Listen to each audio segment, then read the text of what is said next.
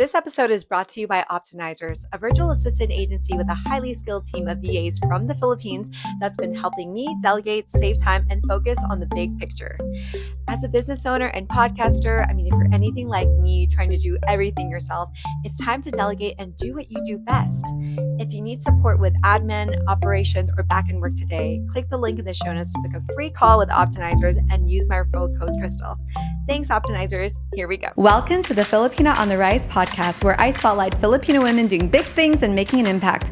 I'm Crystal and I aim to promote Pinay excellence, empower the world through our stories, and celebrate what it means to be a Filipina. Today, we have Jelynn Malone. Jelynn is a Filipina-American actress, host, entrepreneur, and co-founder and chief brand and marketing officer of Mostra Coffee, the award-winning specialty coffee company championing Philippine specialty coffee while helping create sustainable livelihoods for Filipino farming communities and elevating the Philippines on the global coffee stage. Her screen credits include General Hospital, Las Vegas, Bar Stars, Opposite, John Berthnall, Christian Mingle, and Salmon Cat alongside Ariana Grande. Woo! In 2025, she was named one of the most influential Filipinas in the world by the Filipino Women's Network. She's the lead actress of Nurse the Dead, premiering this June on I Want TFC and ABS-CBN as the company's first North American Hollywood-produced flagship English language half-hour medical dramedy, where she stars as a Filipino nurse overseeing a haunted hospital ward in Los Angeles, which I think is so interesting. Today is actually Nurse Appreciation Day. Did you know that? Yes, I know. Welcome to the show. That's so funny that we did that on this day. I know, that was not on purpose. Oh my gosh. It was meant to be. I was just thinking about that, like, wow, perfect.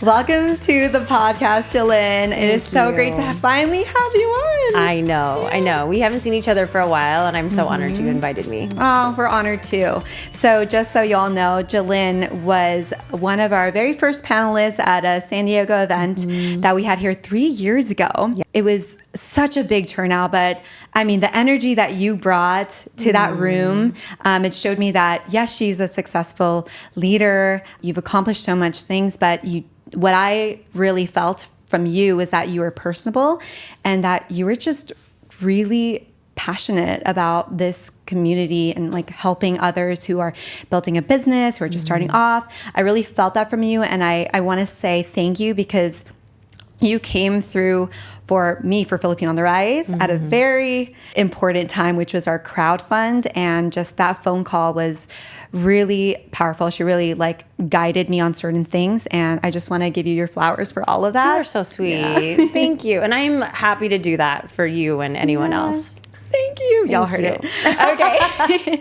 So Jelynn, I always love to start with, tell us how this all got started. Where did you grow up? And how did you eventually get to the position that you are now? I'm talking about who influenced you growing up to eventually become, in the media, entertainment, and business space. Yeah. Was there any factors about Filipino culture that either helped or that you had to overcome in that journey? Yeah. So I'm born and raised in San Diego. I'm the eldest girl of 5 sisters. Okay. And I came from a family of entertainers and entrepreneurs. So I'm literally a product of my environment. Yes. My Lolo was in the Navy and he started a dental lab in San Diego.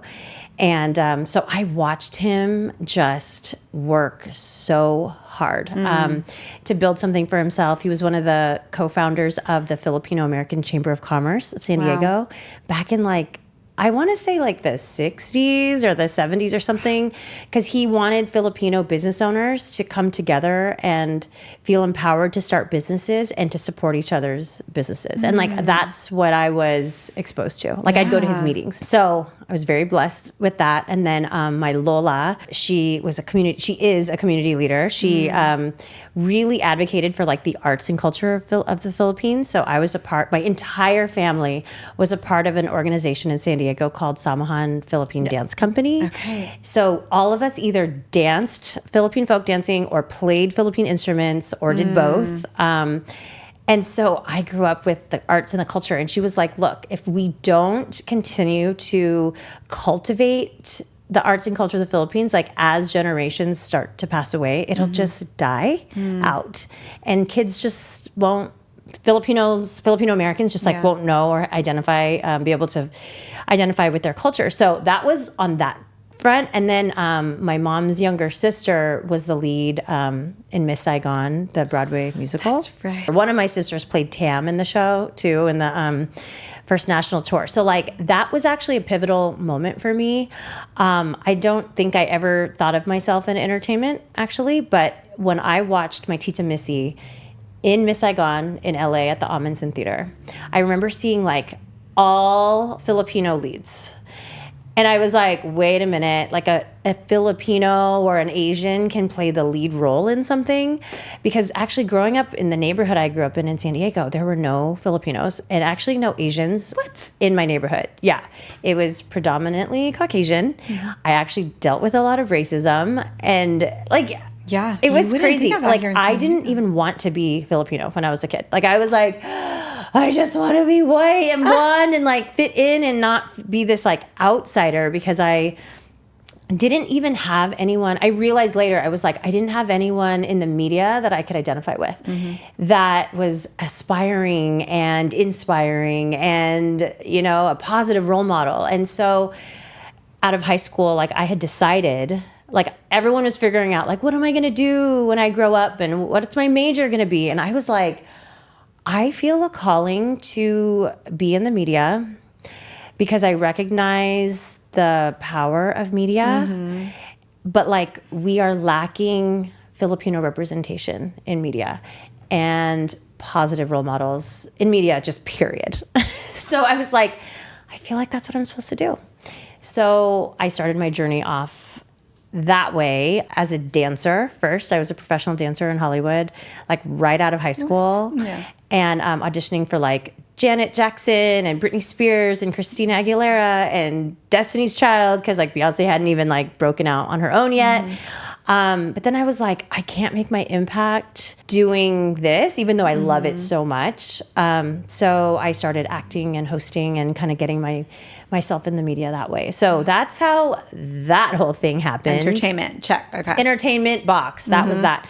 But I always knew I wanted to own a business one day, but I didn't know what. And it wasn't until 2009 when my best friend Beverly and I went to the Philippines and we were doing work with Gawad Kalinga at the time. And Gawad Kalinga is an organization that helps build homes for the poor in the Philippines. And the way they do it is like they help you build a home. You have to help build your own home. And then you have to pay it forward for the next family in the neighborhood to build their home. It was just like really beautiful organization. But it was like, that is where we got exposed to the poverty in the Philippines. Bev and I, we left that trip and we were like, we can't go on our lives not trying to do something to help the Philippines and help in some way eradicate poverty in the Philippines. And we learned it was creating jobs for people so that they could provide for themselves, like not just like handing money out. Yeah. Because you know what I mean? Like that's not sustainable. Right. So we were like, let's create a business that could help create jobs and empower Filipinos, but also represent Philippines on a global stage. Well, let me ask you. I know this is your show. I'm gonna put my hosting hat on. My question, like, if you think about a Philippine product that everyone in the whole world knows us for, what would you say? Yeah. Like there's nothing. Ube, but like that's like just like trending like as of the last like it's how like many a years flavor that's trending, but I wouldn't call it like a Philippine product. Right. Like it's just people. Yeah. It's not like the Moroccan oil or like the Swedish watch or something. Exactly. So when we realized that, so then we were like, okay, well then what does the world know of when they think of Filipinos? And at the time, which was like, 2013, 2010, 2011, 12, it was like Manny Pacquiao, beauty queens. In 2026 though, like it's changed, you know, like Coachella, we had Benny and put Coachella. Like there's things are happening. The Pit has, Filipina actresses. So we wanted to create something that like was a product and something that we could really help, represent and elevate the Philippines on a global stage. Yeah. And she and I didn't even drink coffee. Like real talk, we did not drink coffee. It's like Filipinos have coffee in their sweetener, right? Yes, exactly. Exactly. But yeah, so that's how Mostra was born. That's so strategic because you really thought about how do we make this sustainable, create this opportunity. Are the coffee beans from Philippines. Philippines? Wow. Yeah. So your Bibinka creme brulee latte that you had today from Mostra is coffee from the Philippines. We don't just roast and brew coffee from the Philippines. We champion Philippine coffee, but we do source coffee from all over the world, you know. Okay. Yeah.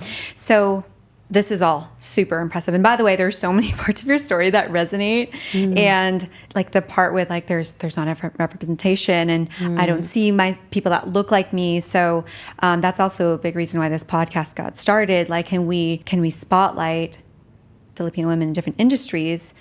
Because the power of seeing one, you know, or two or three, but like just the whole, you can't be what you can't see.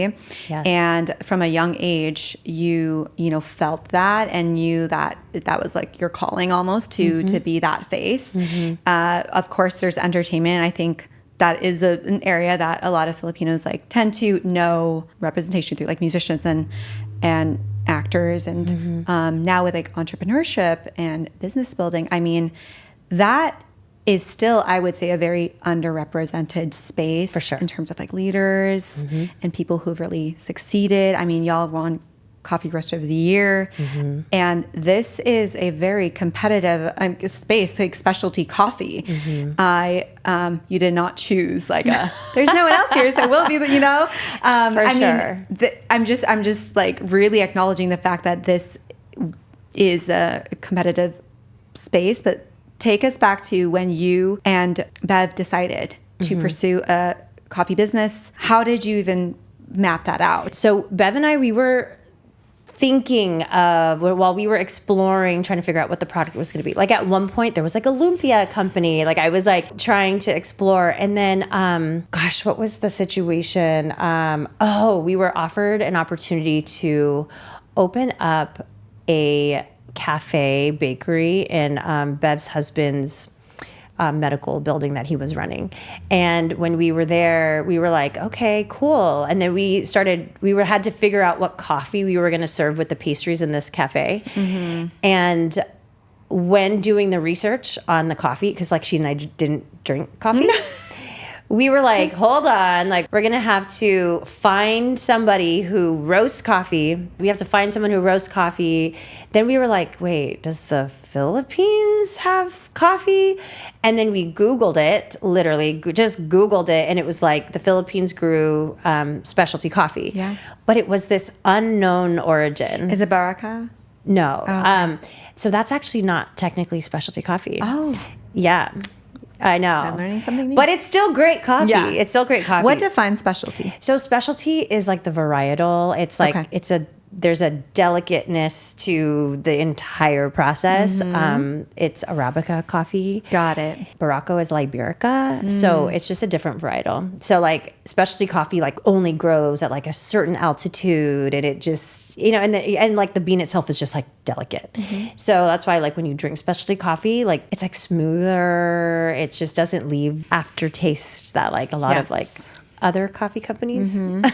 Again, we didn't know this before. I think it's so funny that you have so much knowledge on this drink that you're like, I've never drank this before, but let me give you a whole textbook on it. And like, we didn't even have brewing equipment at our houses. Like we started from scratch. But one Google search that said that the Philippines grew specialty coffee, she and I were like, challenge accepted. That's what we're going to do. And she and I share a brain. We always have. We got this like joint vision at the same time. We were like, okay, this is what we're going to do. We're going to become, scratch the cafe. We're not doing that anymore. We're going to be specialty coffee roasters who source and champion Philippine specialty coffee, and we're going to bring it back to the US. We're going to build a world-class brand. Then it's going to create an international demand for Philippine specialty coffee, and hopefully encourage other big brands to also source coffee from the Philippines. We're gonna set the price point because like the farmers, when we first entered the industry, were getting paid 17 cents a pound. No one's getting out of poverty at 17 cents. So we were like, what are comparable farmers getting paid when they're, you know, producing high quality specialty coffee. We paid the farmers way more than they had ever made before. And now everyone else that goes to those farms like have to pay it because like we've said it and like that's just what it is. Wow. And like Blue Bottle, do you know Blue Bottle coffee?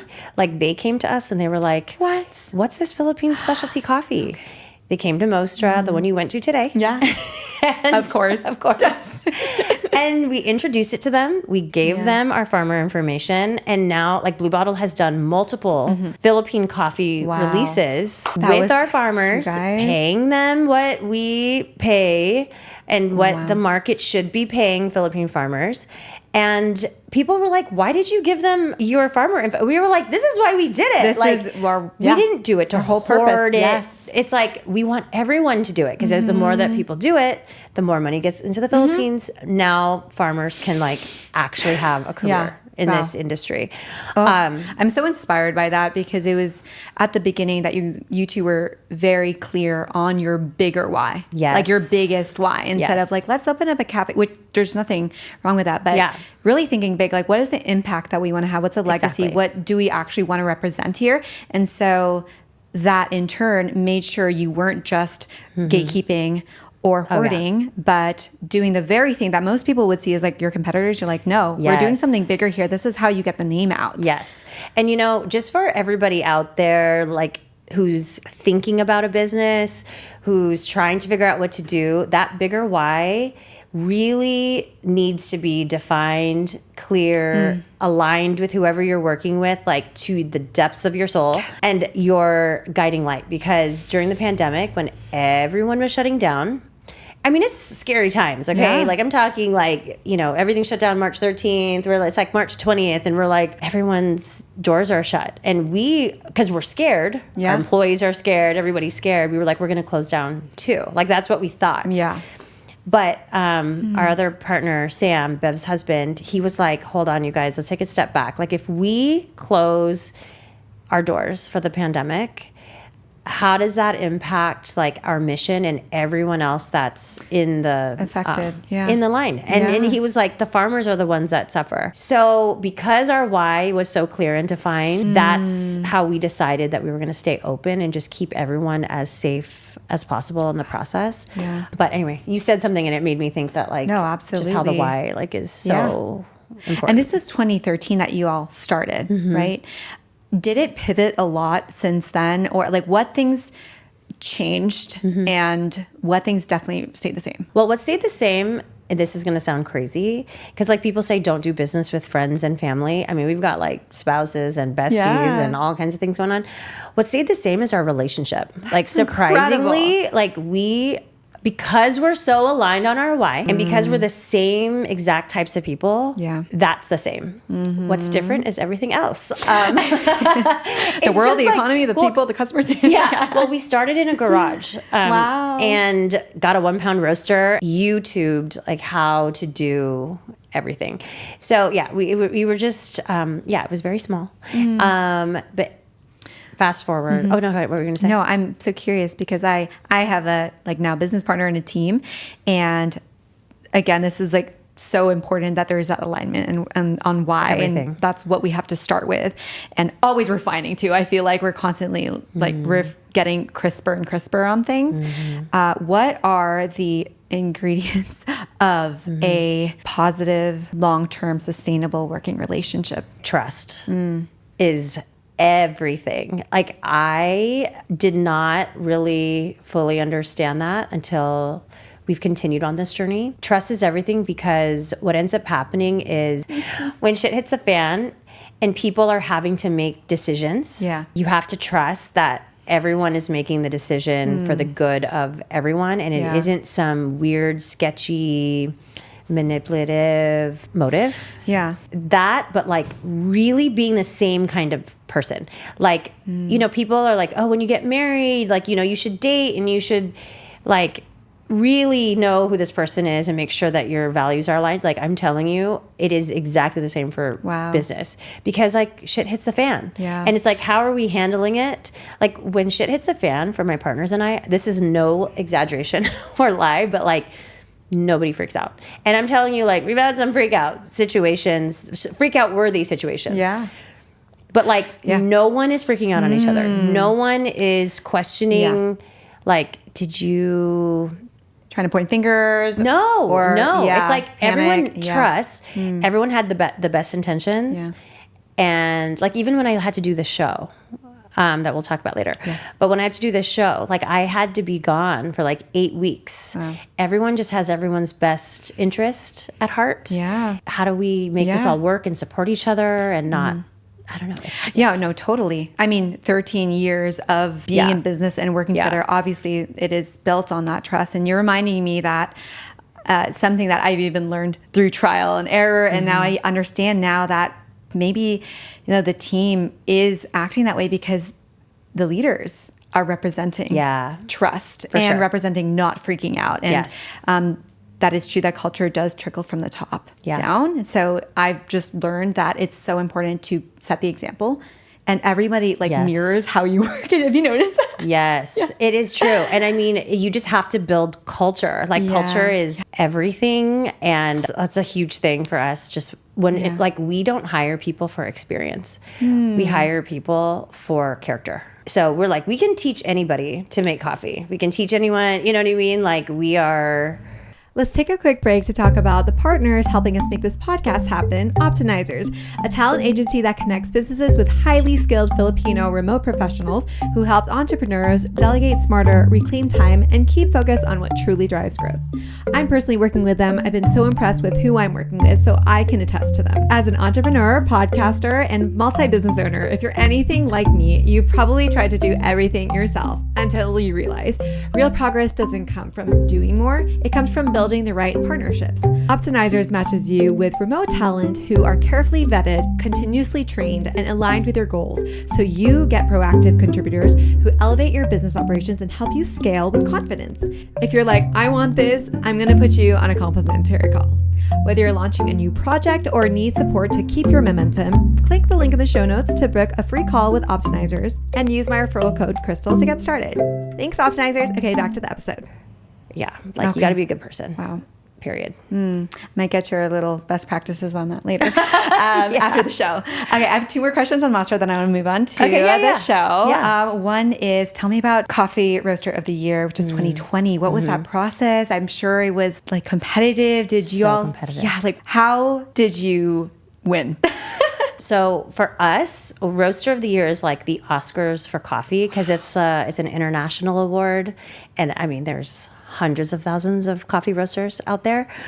But to win Roaster of the Year, it's like this all-encompassing presentation. Like you have to break down what your company's mission is and the kind of community work you've done and what your practices are and the company culture. I mean, it's like they want to know the background on your business. They want to know what you're doing as a business. They want to know who you're getting involved with.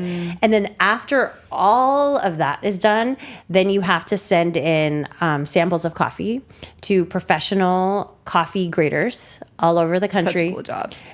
Right? I know.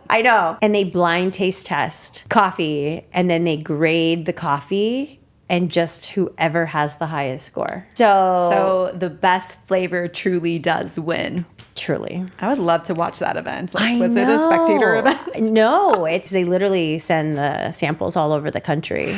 But it was... Oh my goodness. It was chills insane. Because that just shows like Philippine... specialty coffie is truly the best coffee out there. I mean, no, it's true. No, it's so true.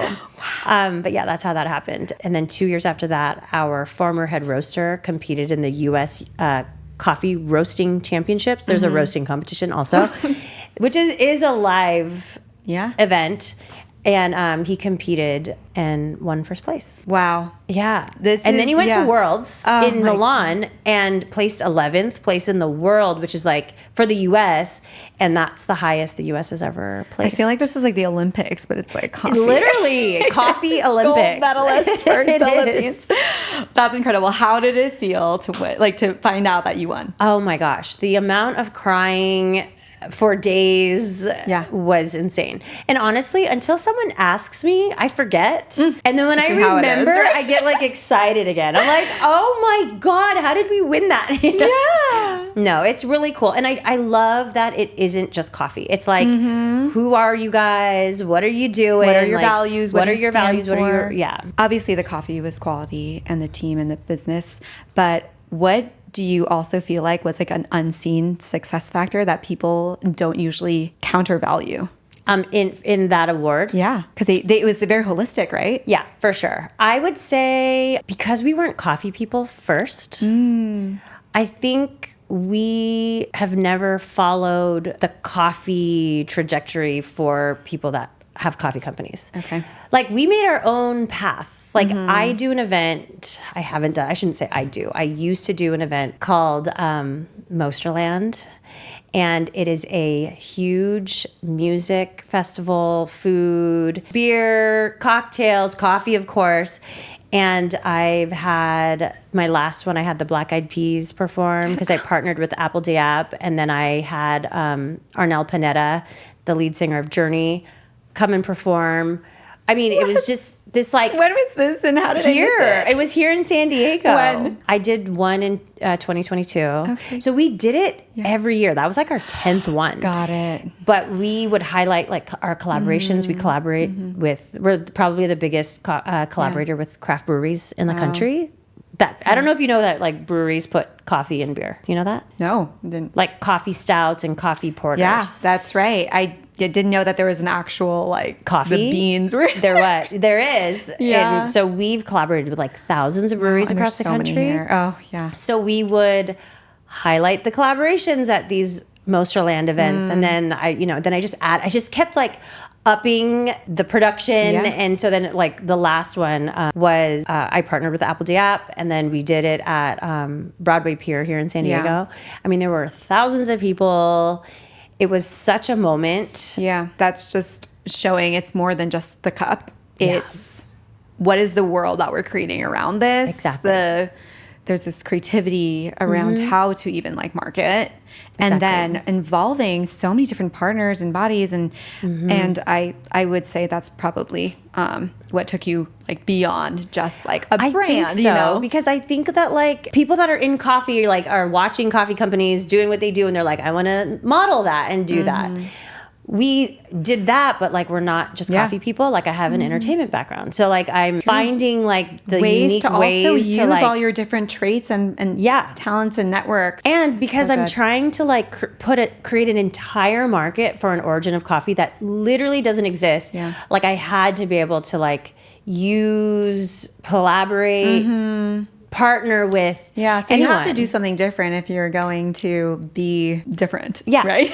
And it's led us to like crazy things. Yeah. Like now we're the official coffee partner for the San Diego Padres. God, I know, I saw We're that. the San Diego FC. Like so we have like these crazy high profile partnerships now. Yeah. It's all I believe because of all the work that we've just continued to do. Yeah. But like we have to do them if we're gonna put Philippines on the map Yeah. for coffee. I read somewhere that historically the Philippines used to be one of the largest producers of The coffee. fourth largest. Yeah. Yeah. And then something happened, just we've been through a lot in the We've been through, girl. The Philippines has been through. Yeah, we really need a catch a We break. need therapy as a country. Like there's so many things. Yeah, but still, the resiliency and people starting to bring it out into the world, the global stage. And that's, I think, the really incredible thing here is just my last question on the subject of Mostra and business.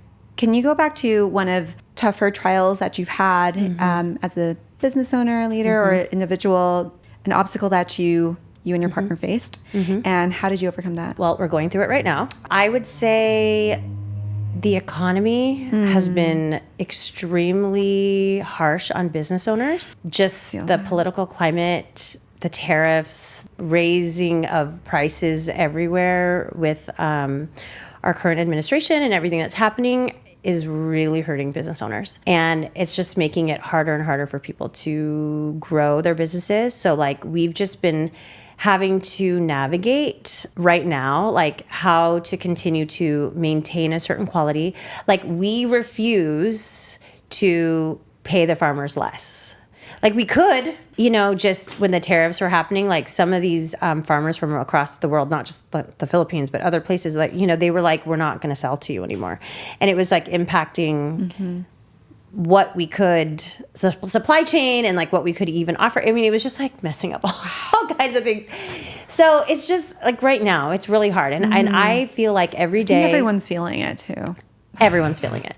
I mean, I'm going to like big chains and they're like, we're shutting down or we're out of stuff or have to let people go. Like just the amount of layoffs happening everywhere is insane. And it's just, we're just trying our best to figure it out and just like hoping that things just get a little easier. But every day I feel like another friend is closing down a business. And it's all industries. It's like, it's so interesting because we thought we saw the last of it during 2020, right? I know. And like, the business is obviously shut down because of this pandemic.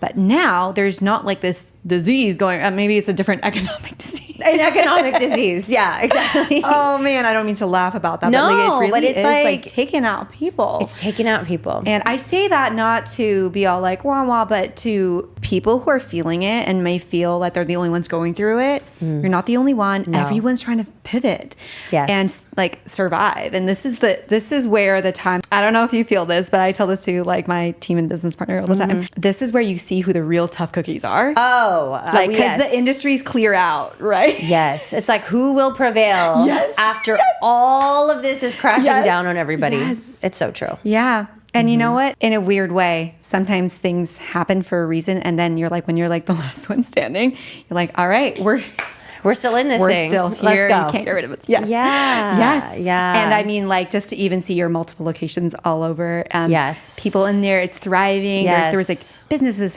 conversations happening, like friendships, people happy and ordering. I'm like, you know what? This is like what it's all about. And it's still happening. So congrats to that. Weathering the storm. Thank you. No, we are. Yeah. And God bless everyone else that's out there trying to do the same. Truly, prayers up. Yeah. I love that you mentioned that though, because just to be real and honest, like right now, this is what's happening. This moment today, So, switching gears really quick. In our last few, I definitely want to learn more about Nurse the Dead. Yeah. Tell us what that is about, what your role is, and what is so special and different about this one. So I took a 10-year hiatus from entertainment to have children. So like I just haven't even done anything in that space. I had just been like manifesting, praying, all the things, okay? Like meditating on, like I was like, I don't think I'm over this. I'm not over this. But one of my friends asked me to co-produce this new show called Nurse the Dead. And he sent me the script and I read it and I was so blown away by it. And I think going back to everything we talked about from like my mission as a person and like my soul's purpose and all that, it's just to create representation for Filipinos in the media. And Nurse the Dead is starring myself playing a Filipino nurse. And as in starring Jelynn. Jelynn Malone is her name. Oh, no, her name's Noah. I was like, that's so cool. I know, God, I wish. Her name's Nurse Jelynn. Noah. Nurse Noah. I like the ring. Which I learned after I started filming that Noah is the showrunner, Mark Labella. He named my character Noah because it was an acronym for Nurses of America. Wow. Because he was inspired to write this thing because he was like, Filipino women, Filipino nurses are the backbone of the medical healthcare industry in America. So many Filipinos are in the U.S. because their moms, their lolas, their titas came here to be a nurse and then petitioned to get family here. Yeah. Recipient.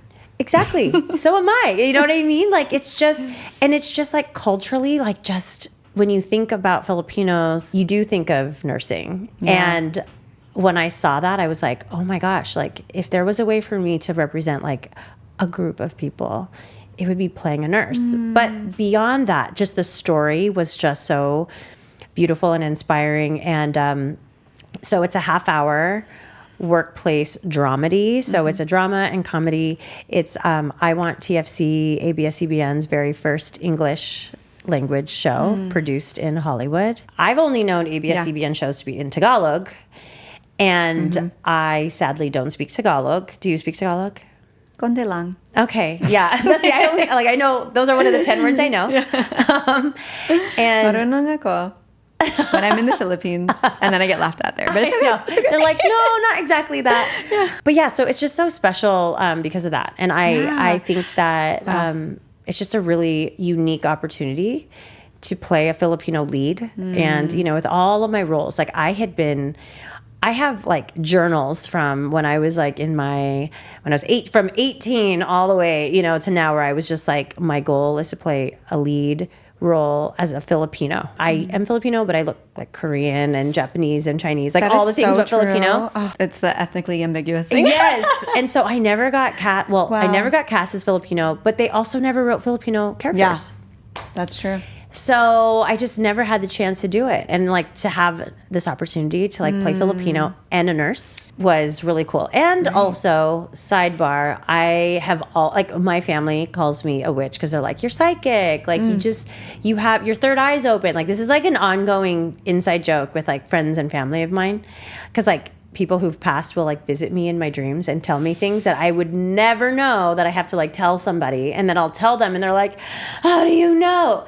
So my character sees ghosts in the show. Oh my God. So I'm also dealing with that. I don't know. It just like feels like it was made for me. Oh yeah.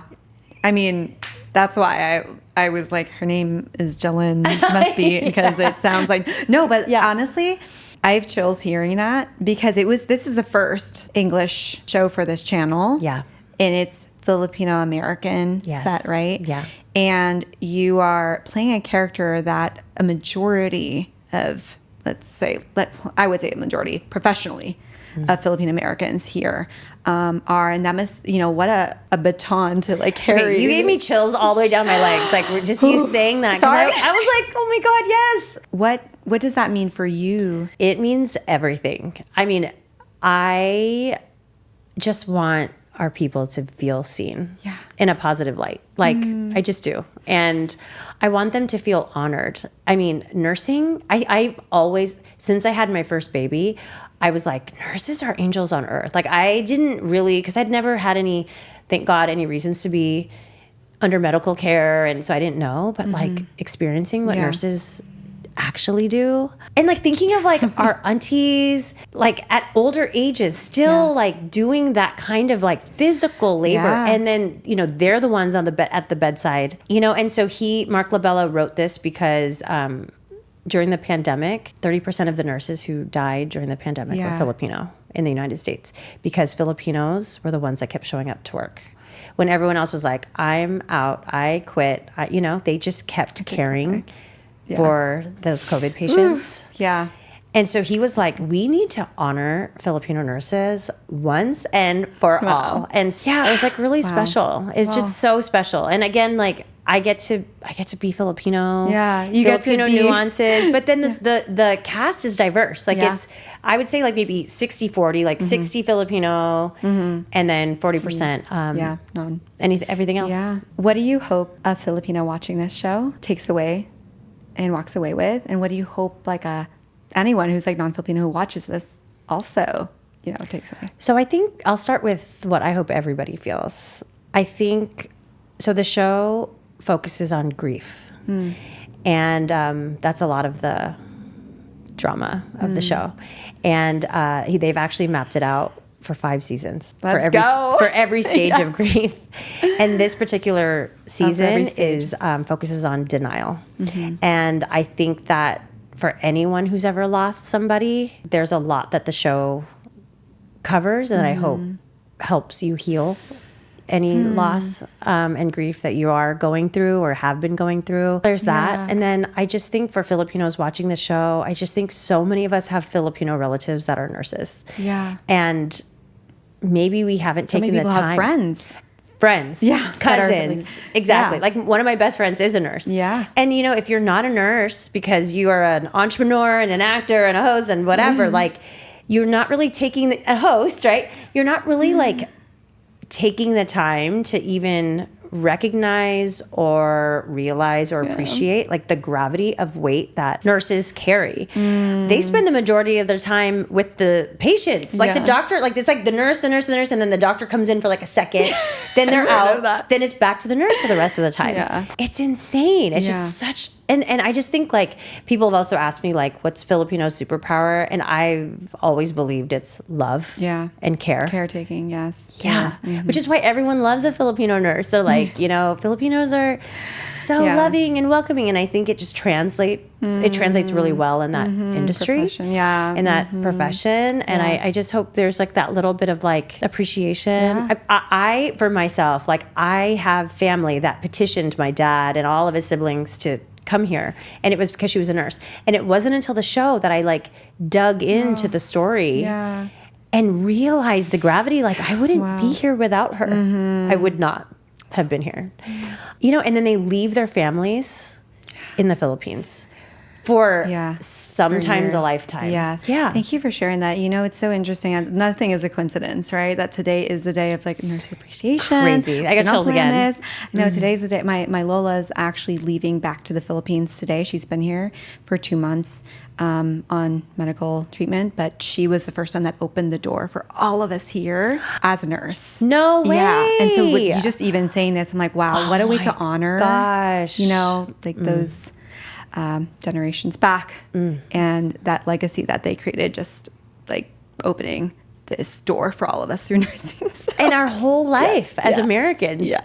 It's just so much. Like they carried the weight on their backs, literally. And didn't even know it. They're just like going. We're like, that's what I'm saying. You know what I mean? I'm just like, here we are. Right. Just like, but just doing the most with our presence here now. And like you are really exemplifying that. And just, thank you for being so dedicated to your own greater why, because it's led to here, right? And I mean, I'm just so excited to see you on the screen. Thank you. You know, and I love that we get to just see our own story as it's not a trope, not as a stereotype, not as like a sidekick or afterthought. It is like main character energy.